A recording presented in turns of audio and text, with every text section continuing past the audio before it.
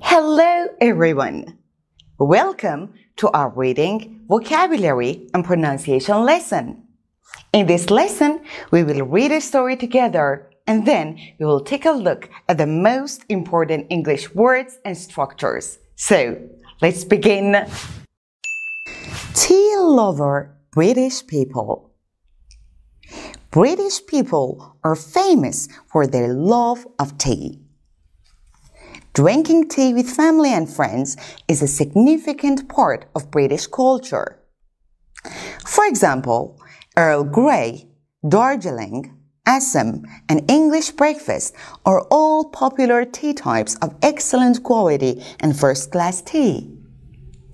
British people drink it in the morning, in the afternoon, and in the evenings. When it comes to serving the tea, use the correct type of cup and add milk or sugar if your guests prefer. Most British people, about 55%, take tea bags with them on holiday. British holiday makers take tea bags with them abroad because they can't find the same taste everywhere. They also take biscuits, perhaps to dip into their tea. One person told me why he took tea bags with him. He said, "I always take my favorite tea bags on holiday. It doesn't matter where I am. The tea bags go with me." A young British woman, Jane Willey, said, "We love drinking tea and I prefer drinking tea to coffee. But in other countries, we should try the food and drinks of the culture we are visiting too." I hope you liked our today's story. Now it's time to take a look at the most important English words in our today's story. So let's begin. Our today's first, to be famous for. To be famous for means to be known for something. Significant. Significant means important. Culture. Culture refers to the customs of a particular group of people. Excellent. Excellent means great. Quality. Quality is the distinctive characteristic of something. First class. First class means high standard. Best quality. To add. To add means to put something in something. Tea bag refers to the small bag that contains tea leaves. Holiday maker. Holiday maker is the person going on holiday. Abroad. Abroad means out of country. Perhaps. Perhaps means maybe.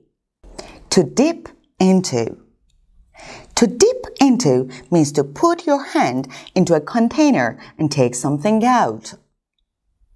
And our today's last important vocabulary, to matter.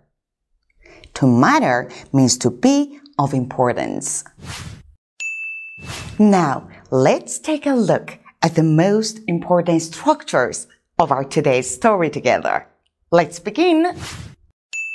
Today's first important structure is gerunds as subjects. Gerunds are verb forms that function as nouns in a sentence. They are created by adding the suffix ing to the base form of a verb. When used as subjects, gerunds can perform the same role as a noun, taking on the position at the beginning of a sentence and carrying out the main action. For example, drinking tea with family and friends is a significant part of British culture. Our next important structure is if conditional with imperatives. An if conditional with an imperative is a type of statement that checks a condition and then performs an action if the condition is true. It is similar to an if statement, but it also includes an imperative, which is a command or instruction that is executed if the condition is true. It is important to note that the imperative should only be executed if the condition is true. This ensures that the code is safe and doesn't execute any unnecessary or potentially harmful actions. An imperative structure is obtained by using the nominative form of the verb at the beginning of the sentence.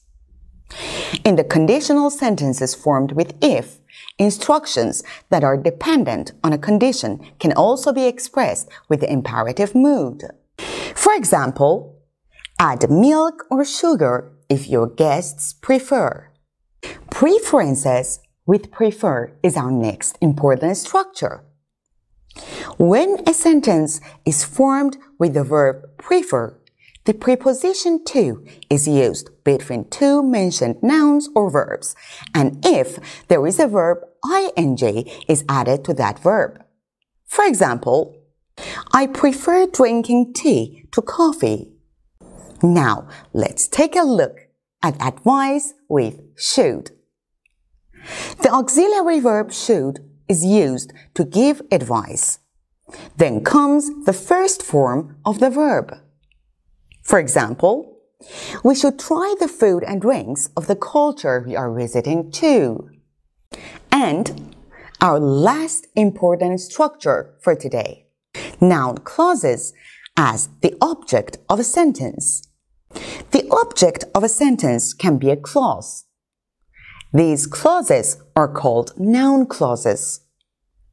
Noun clauses are included in the sentence using WH words such as what, where, and when. For example, one person told me why he took tea bags with him. Or, it doesn't matter where I am. In these examples, we see noun clauses that begin with why or where right after the verb. The thing to note is that these clauses are in the object position of these sentences, and the words why or where cannot be omitted from the sentences. Thank you for watching our today's lesson carefully. Now you can do the activities to improve your reading, vocabulary, and pronunciation skills. See you soon!